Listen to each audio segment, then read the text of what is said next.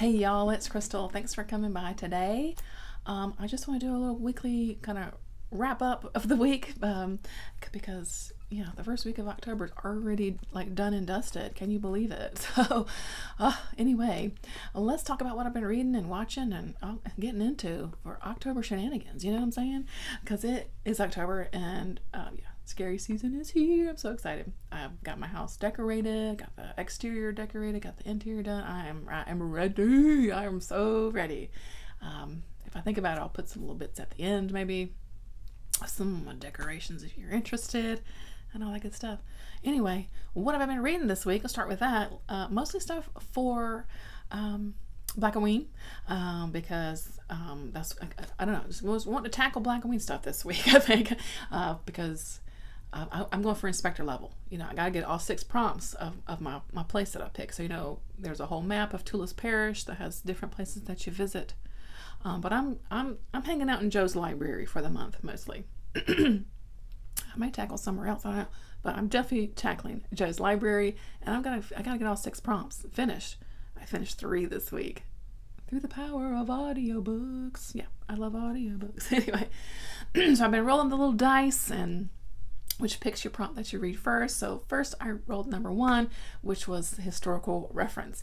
So for that one, I listened to the audiobook for Joplin's Ghost by Tananarive Due. Really love this. I really like this a lot.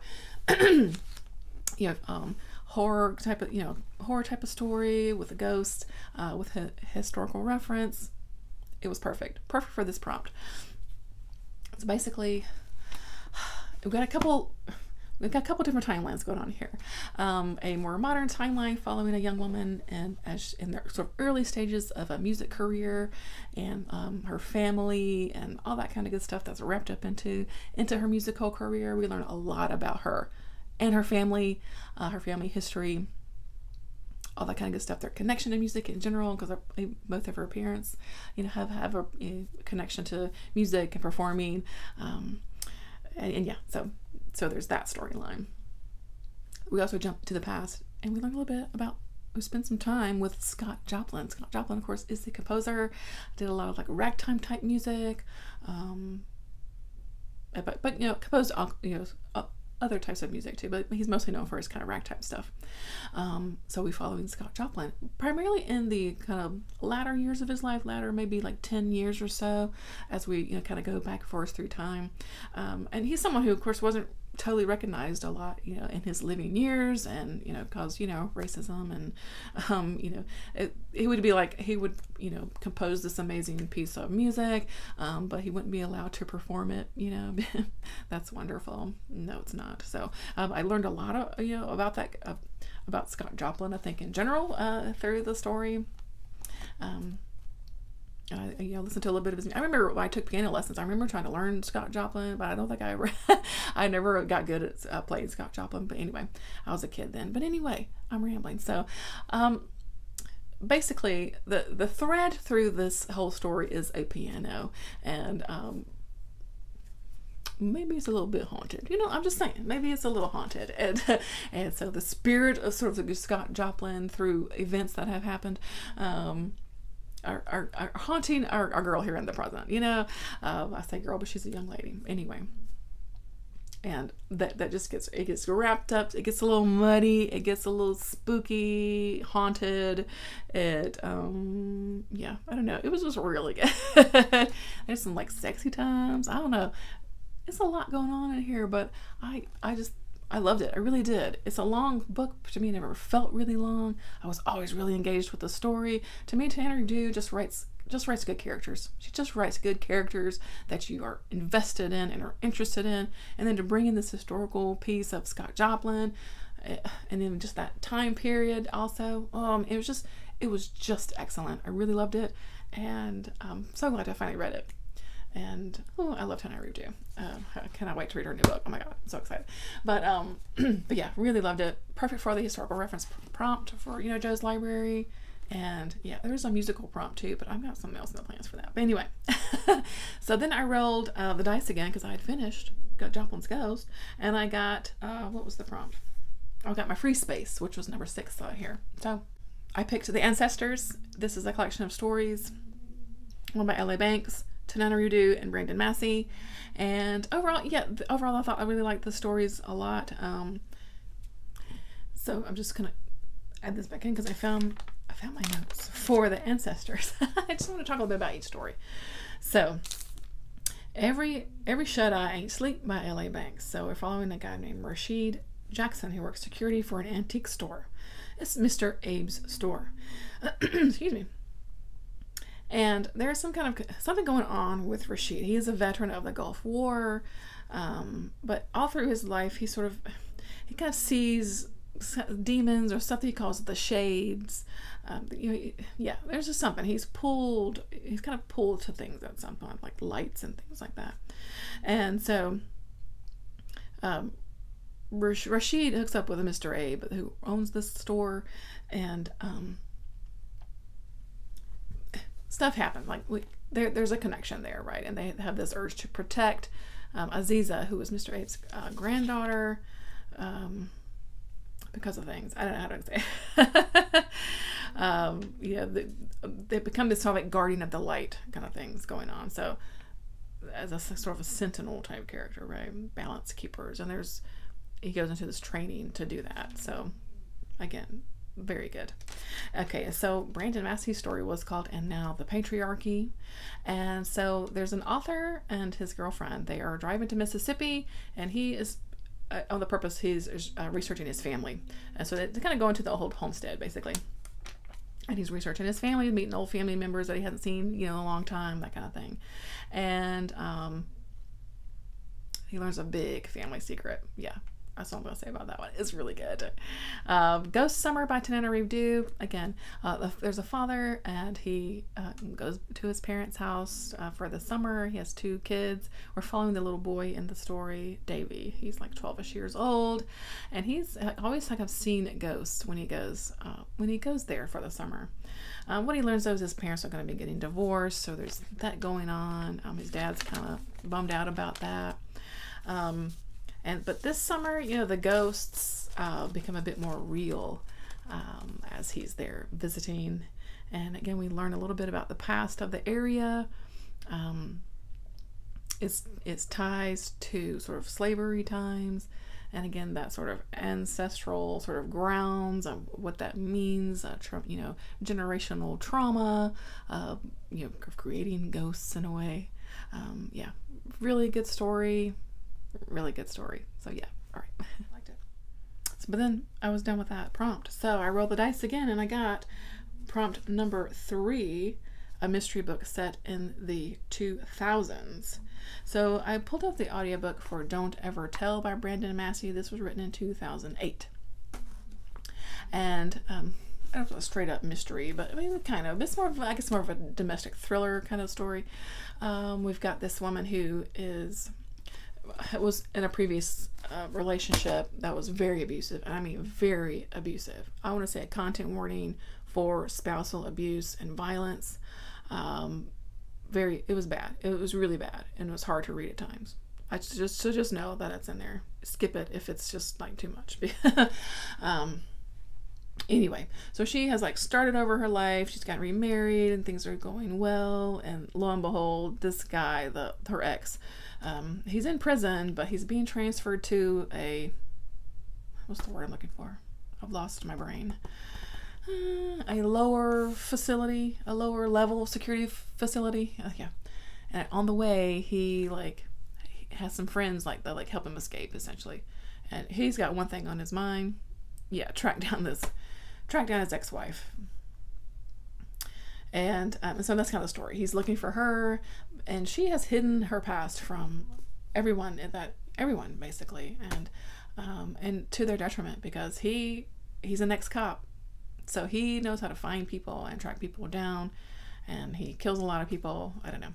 One thing I didn't like is that she did keep everything so secret, because it literally put like everyone that she knows and loves in danger. Yeah. So I gave this one 3 stars. I didn't love it. It was good. I mean, it's a kind of typical story. Like, you knew that he was going to eventually find her, right? I mean, like, that's the story, right? I don't know, right? But like I said, there were violent scenes in here. if you like that kind of thing, if you know, like, that were done really well. In that regards, I don't know how you talk about that good, but you know what I'm saying. But the story was a bit typical, a bit predictable, and the you know, the mean guy was just, I mean, it's just a total dickhead, and I don't know, a bit flat, I guess. I don't know. He was just a typical kind of person. I don't know. Anyway, it was okay. It was okay, I would say, but I finished the prompt. So I moved on to reading, and my next prompt is going to be to read a book with a musical element, which is number 5, and that I'm going to be pulling up Minions by L.A. Banks. I didn't realize it had a musical element to it, so I'm going to dig into that. I think it's a vampire story. I'm so excited. Okay, but I haven't started it yet. I did finish the short story Green Tea by J. Sheridan Le Fanu, because I am trying to dip a little toe, just a little toe, into some Victober reading this year. And I thought I'd go like just, you know, kind of spooky vibes in Victober, because why not? So this story was really interesting, and it's got a couple of things going on, but there's this one guy who's kind of like losing his marbles a little bit, and he's like seeing this like monkey type creature, and he's like, is it real or is it not, and you know, all that kind of stuff. So, and then there's a guy, this kind of doctor guy, who's like trying to check on him and see what's going on. There's other stuff going on, but it is vibes. It is gothic feeling vibes, very atmospheric. Yeah, it was really good. It was a really good story, and I really enjoyed it. And I'm hoping to also get to Carmilla by this author, another vampire story. And yeah, again, just to dip my toe into some Victober reading. I did make a very, very small start on Blood of the Vampire 2 by this author, who I've just totally forgotten. No, I wrote it down. Hold on. Florence Marryat. Yes, thank you. Blood of the Vampire. Also for Victober, very early vampire story. I'm halfway through chapter 1. That's as far as I've made it so far. So, but I'm curious about these early kind of vampire stories, you know. So anyway, enjoyed that. Also making progress on this. This was my pick for Occult Detective October. I always think I have so much more physical reading time than I do. I don't. This is a supernatural book based off the TV show, of course. This is Fresh Meat, written by Alice Henderson. We're following the Winchesters, you know. I'm enjoying it so far, but again, I just don't. I'm only up to chapter 12. I don't know. I'm gonna get. Hopefully, I get some chunky reading time in this weekend. I'll continue on with that. I don't know. I think that's all I've got in progress. Yeah, I haven't read anything about Halloween yet. Anyway, but I have watched some movies. I really wanted to kind of dig into some movies in October, and I made a little list of like dark, weird, scary, like foreign films that I haven't watched yet. So I've made my way through a few of those this week, and really enjoyed it. First off, the Wailing, which is a South Korean movie. Now this movie, y'all, it was really good. So we're how do I even talk about it, because there's a lot going on in here. There's a lot going on, but we're in this kind of small kind of village in Korea, kind of in the mountainous area, and our main character is this kind of, you know, police officer guy, and he's kind of a fumbly guy, but he's got, you know, a wife and his kid. I think his mother-in-law lives with him, the young daughter, and so in the beginning he's investigating like some murders that have happened, and something's going on in this little village with some sort of tainted concoctions, and possibly related to some fungus. Okay, so you got that going on, turning these people into zombie-ish. I'll say zombie-ish because they're not like eating brains or anything, but they're like turning violent and killing people, right? So there's that going on. There's also like possession type story going on. Okay, and his little daughter gets possessed. It turns creepy. There's like there's a shaman character here who like performs these rituals to try to like get rid of the possession. There's this other like older Japanese man who's living in the area who they're like wary of. He seems weird. It's a lot going on. There's a ghost element in here. I'm telling you, it's a lot. It's a lot going on here. It's kind of crazy town, but it was really good. I really enjoyed this a lot. What was I gonna say? Went right out of my brain. Oh, because it's a Korean movie, you know, there's also some like comedic bits, because you just have to have comedic bits sometimes in some Korean movies. Anyway, it was excellent. I really had a great time with it, and by the ending, there's also just some really good horror elements in here, really good like so violence, these body horror type elements.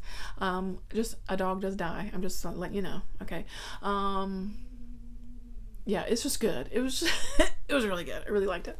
So yeah, and then a lot of these movies I'm putting into the Halloween movie marathon that Kelsey over at Slime and Slashers is doing for her patrons. She's got this a little board of like prompts for watching some Halloween type stuff for the season. So I use that for a movie or episode that involves a ritual or summoning because there's, like I said, there's this shaman character in here who definitely performs this like really kind of wild ritual. Very good. And now to watch a movie or a TV episode from your birth year, I had to go way back, of course, to 1977, and I finally watched House, a sort of classic piece of Japanese, bizarro, weird movie. I don't know. This movie was banana pants. It was crazy town, and I loved it. It was, I don't know, some of the visuals in here are just wackadoo. I'm telling you, it is so good. But it's weird, and you gotta like prepare yourself just for the weirdness. That's all I'm gonna say. We're following this like group of teen girls as they are going to one of the girls' aunt's like old house, right? Things start happening. They start, girls start disappearing. I don't know what else to say, because it's just bananas, and I loved it so much. Okay. And then just last night, I finally got around to watching, I don't know how to pronounce it. Is it Titane? I think this is a Belgian movie, right? French-Belgian, I think. Anyway, another crazy weird movie. Really dark. Some really dark things in here. A lot of like body horror imagery. So if you don't like things going on with body parts or bodies in general, you may not like this. If you don't like seeing a lot of like nudity, stay away, because there's a lot of like nudity of our main character in here. I don't even know how to talk about this movie. I just don't even know. At the very beginning, she's like a young girl, and she's in an accident with her father, a car accident, and she gets this metal plate put into her head. So there's this connection to this metal and the cars. There's a car thing going on here. I don't know. I can't explain it. It's just a movie you have to experience for yourself. It's flipping weird and dark and violent. A lot of conversations here, I think, about family trauma, about body, what's the word I'm looking for? I don't know, body in general, like your body and things like that. Gender, I think it's definitely explored in here. I don't know, there's a lot going on. It's a lot to explore, I think, and on a rewatch, I think I would dig into it a bit more, you know what I'm saying? But anyway. Love that. We finished out Ahsoka. We've been watching Ahsoka. I really enjoyed Ahsoka. Really, really, really good series. And we did watch episode 1 of Loki last night, season 2. I like Loki a lot too. So I'm really excited for season 2. And I think that's all I've been watching this week. I've gotten behind on my Thai show that I've been watching. And yeah. So I'm trying to make some time for watching this month too, which is why my physical reading time, I've not made as much progress in my physical books. It's fine though. We don't stress anything over here. So yeah, let me know how your week's been going, how your October has been going so far. And yeah, what you been watching? I don't know what you've been watching. Okay, so that's gonna do it for me. I hope you're doing well. Take care of yourself, and I'll catch you in the next one. Bye.